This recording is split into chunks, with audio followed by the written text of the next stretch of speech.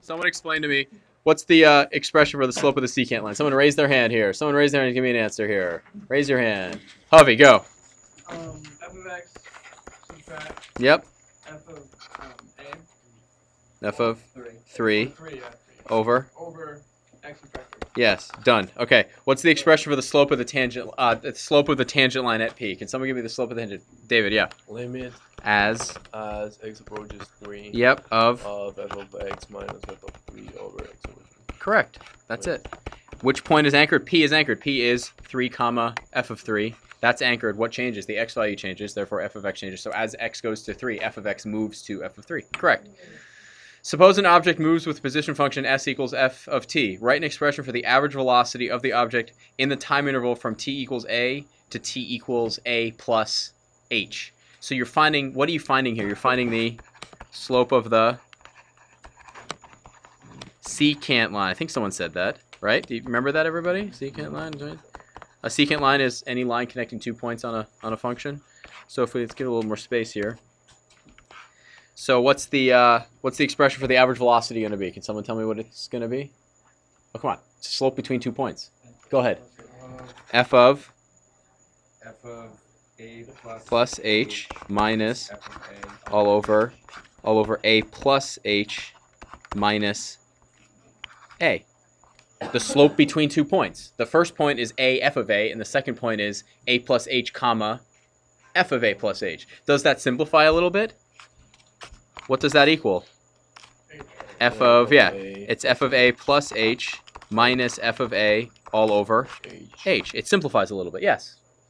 It simplifies just a little bit, that's it. Write an expression for the instantaneous velocity, right? So h represents the x distance from a. So if you're trying to approach a, what is h going to? If you're trying to approach a, and h is the little bit that you're adding onto a, and you're trying to make it go to a, what is h approaching? 0. So the instantaneous velocity is going to be the limit as h goes to 0 of f of a plus h minus f of a all over h. This is just another way to write instantaneous change. It's totally exactly the same thing. It's just another way to write it. Instead of thinking of it as x moving to a, you're thinking of it as x plus h, and you're moving x plus h to a. So what's going to 0? H is going to 0. If you have a bucket plus a little bit more and you want it to be the bucket, you keep on reducing that little bit more until you get the bucket. That was a really terrible analogy. I'm sorry. I was reaching there. Do you understand what's going on here? So instead of x moving to a, you just have a little bit of extra distance and you're shrinking it till it gets to the actual value. That's it. That's it. That's it. There's nothing super complicated at this point. What do you do next? You You need a common denominator, right? So what do you multiply? X minus 2. X minus 2. You want to see a really simple way to think about that? Instead of doing that, well, actually, this is not bad, but ready? Ready? Just multiply everything by x minus 2 over x minus 2, like that. If you do that, when you multiply this x minus 2 in, you end up with x minus 1 minus 2 times x minus 2. And what's the denominator become? 3 times x minus 2. What do you have to do at this point? Nope, can't plug in 3 yet because you still have x minus 3 in the denominator. Don't distribute. Can't cancel a thing yet. What do you do now? You can't cancel. You have to multiply that out. Multiply that out. You can't cancel. You can't plug in 3. You have to multiply it out. Keep things factored until you absolutely have nothing else you can do. So keep the denominator factored. Do not multiply that out. If you simplify the numerator, what do you end up with? X minus 1. X minus 1 minus 2x. Well, a bunch of you were talking at once. So it was hard to hear. X minus 3, x minus 2. This limit as x goes to 3. What does the top become? Negative 3x. Negative x plus 3, right? Over x minus 3 times. What do you do to the top? Factor out a... Yeah, negative x minus 3, right? Over. Now what can you do? Whenever I see this happen, I get very sad and a part of me dies on the inside because it means I'm a horrible math teacher, okay?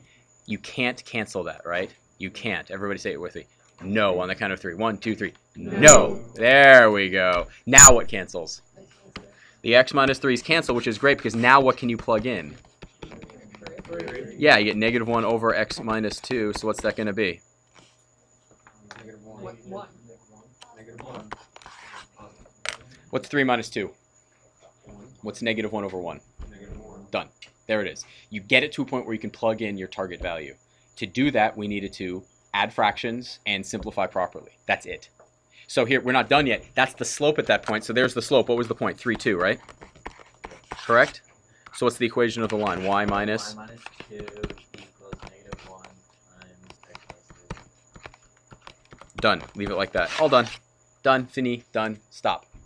If I say specifically write it in slope-intercept form, you would write it in slope-intercept form. But if I don't specify, can you stop right there?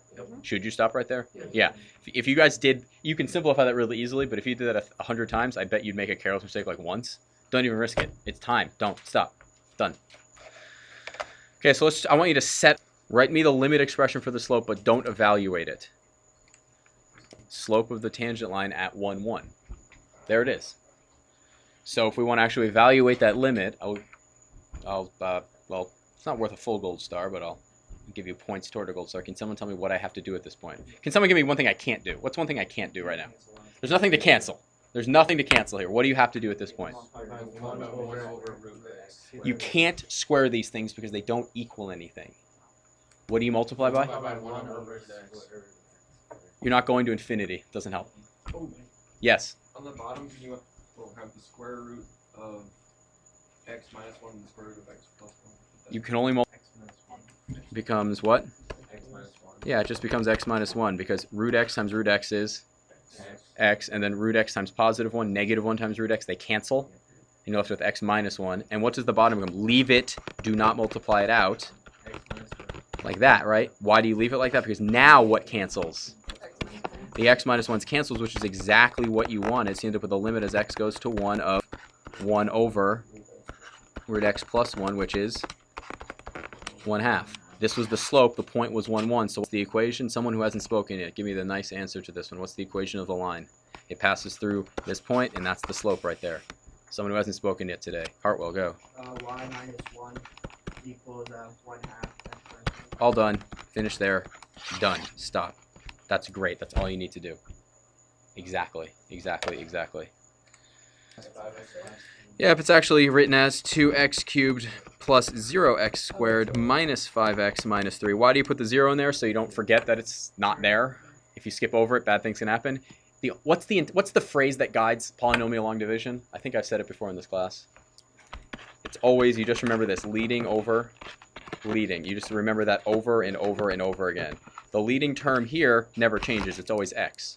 What's the leading term right now on the radican, the thing underneath the root sign? What's the leading term? What is it? It's x cubed, 2x cubed. So 2x cubed over x, what's that equal to? 2x squared. You write that over the squared, and then it's just like long division. What do you do with the 2x squared now? You multiply it. So you get 2x squared times x is 2x cubed, and it better be the same. That was the whole point. And 2x squared times 1 is? After you multiply out, what do? Always put the parentheses around. By far, the most common mistake is not putting the parentheses around and doing the subtraction wrong. It really kills me when subtraction is what trips up the applied calculus kids. What do you get now after you do the subtraction? Negative 2x squared. You drop down the 5x. And what's the new leading term now? Negative 2x squared over, hey, it stayed the same. It's negative 2x, right? Negative 2x is going to be negative 2x squared minus 2x. You subtract, and tell me what do you get? Negative 3x. What is negative 5 minus negative 2? Negative 3, right? By far, the most common mistake is not subtracting correctly. What do you drop down now? What's the leading term now? Over x. What's that equal?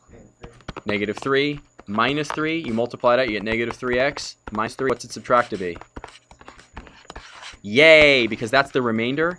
If you didn't get 0, that means it doesn't divide nicely. But the remainder is 0, so what do you now know? It divides nicely. So what was our question mark equal to? 2x squared minus 2x minus 3. Exactly. 2x squared minus 2x minus 3. So we know the question mark is equal to 2x squared minus 2x minus 3. So what can we rewrite this as? The limit as x goes to of x plus 1 times what? Oh, I got to be a little cleaner there. I also thought that now we could 2x cancel it. squared We can. We got to write it down first. 2x squared plus, or so is it minus? Minus 2x minus 2x minus 3 all over what? over x plus 1. Now what can you cancel? Yay! And now you're just left with the limit as x goes to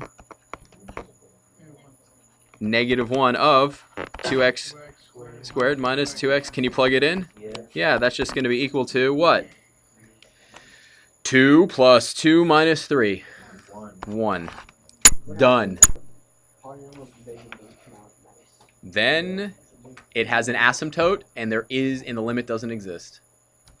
So once again, you get this, and then you just cancel out the x's. That's the magical thing. If you couldn't cancel the x, you can't plug in the 0. Now you can plug in the 0, and you're done.